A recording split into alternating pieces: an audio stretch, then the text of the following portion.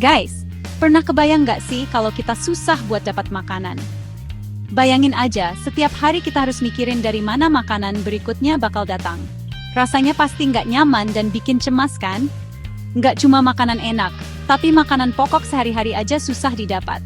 Bahkan, bahan makanan sederhana seperti beras, sayur, atau telur bisa jadi barang langka. Pasti langsung panik dan nggak tenang kan? Apalagi kalau harus berbagi dengan keluarga, pasti tambah khawatir. Nah, disinilah pentingnya ketahanan pangan. Ketahanan pangan itu bukan cuma soal ketersediaan makanan, tapi juga soal akses dan kualitasnya. Ketahanan pangan tuh kayak pondasi buat negara kita, guys. Kalau pondasinya rapuh, semua aspek kehidupan bisa terganggu. Kalau pondasinya kuat, negaranya juga bakal stabil dan maju. Ekonomi tumbuh, masyarakat sejahtera, dan anak-anak bisa tumbuh sehat. Bayangin aja, kalau semua orang bisa makan dengan cukup dan bergizi, pasti hidup jadi lebih produktif dan bahagia dong. Anak-anak bisa belajar dengan baik, orang dewasa bisa bekerja maksimal. Nggak cuma itu, ketahanan pangan juga penting banget buat cegah konflik dan kerusuhan.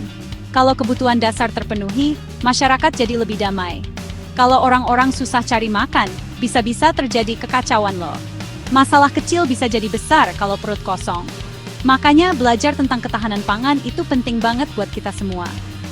Dengan pengetahuan, kita bisa ambil peran menjaga ketahanan pangan, supaya kita bisa sama-sama jaga dan pastikan kalau semua orang di Indonesia bisa makan dengan layak dan hidup dengan tenang. Setuju kan?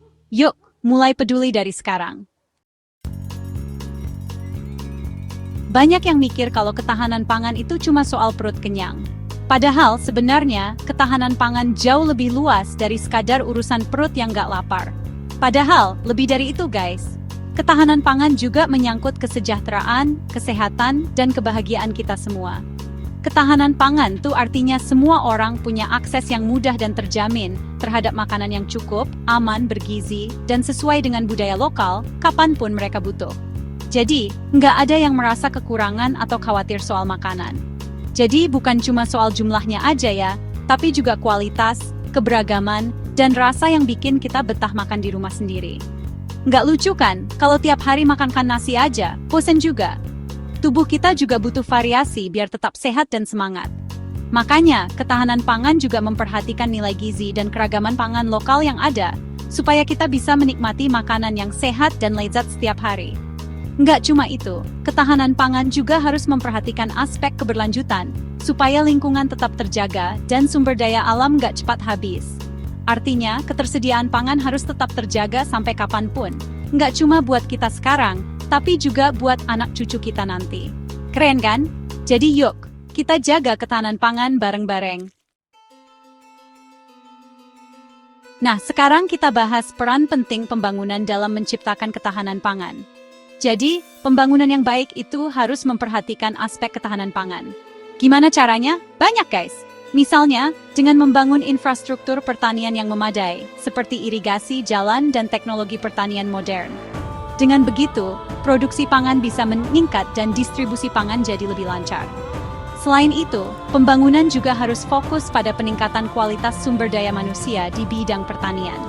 Misalnya, dengan memberikan pelatihan dan pendidikan bagi para petani tentang teknik pertanian modern dan berkelanjutan. Nggak kalah penting, pembangunan juga harus mendorong diversifikasi pangan.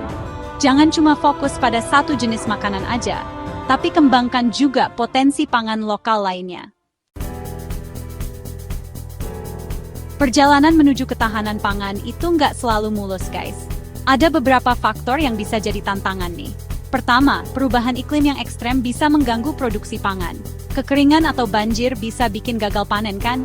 Kedua, alih fungsi lahan pertanian jadi bangunan atau industri juga jadi masalah serius. Lahan pertanian makin sempit, produksi pangan pun bisa menurun. Bahaya nih. Ketiga, kesenjangan ekonomi juga bisa jadi penghambat. Nggak semua orang punya akses yang sama terhadap makanan bergizi. Terutama mereka yang tinggal di daerah terpencil atau keluarga prasejahtera. Tenang, guys, kita semua bisa kok berkontribusi untuk memperkuat ketahanan pangan.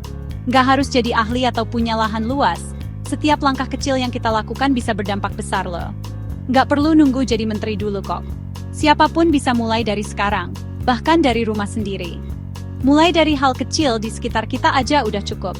Misalnya menanam tanaman di pot, mengompos sisa makanan, atau sekadar mengurangi sampah dapur. Pertama, yuk kita mulai biasakan makan makanan lokal. Pilih bahan pangan dari petani sekitar, dan coba resep-resep tradisional yang kaya rasa. Selain sehat dan enak, kita juga ikut membantu petani lokal. Dengan begitu, ekonomi desa juga ikut tumbuh, dan petani makin semangat berkarya. Sekarang, banyak banget loh restoran atau kafe yang menyajikan menu makanan lokal dengan cita rasa modern. Jadi makan lokal nggak kalah keren. Kedua, kurangi mubazir makanan. Yuk! Setiap butir nasi yang terbuang itu hasil kerja keras banyak orang. Jadi mari kita hargai. Ambil makanan secukupnya aja dan pastikan kita menghabiskannya. Kalau ada sisa, bisa diolah lagi jadi menu baru atau dibagikan ke yang membutuhkan. Ingat, masih banyak saudara kita yang kesulitan mendapatkan makanan. Dengan berbagi, kita bisa bantu mereka sekaligus mengurangi limbah. Ketiga, kita juga bisa mulai berkebun di rumah, meskipun lahannya terbatas. Balkon, halaman kecil, atau bahkan jendela bisa jadi tempat menanam. Tanam aja sayuran atau buah-buahan yang gampang dirawat. Mulai dari cabai, tomat, atau kangkung, semua bisa dicoba. Selain hemat, kita juga bisa makan makanan yang lebih sehat dan segar. Yuk, mulai langkah kecil hari ini demi ketahanan pangan Indonesia yang lebih kuat.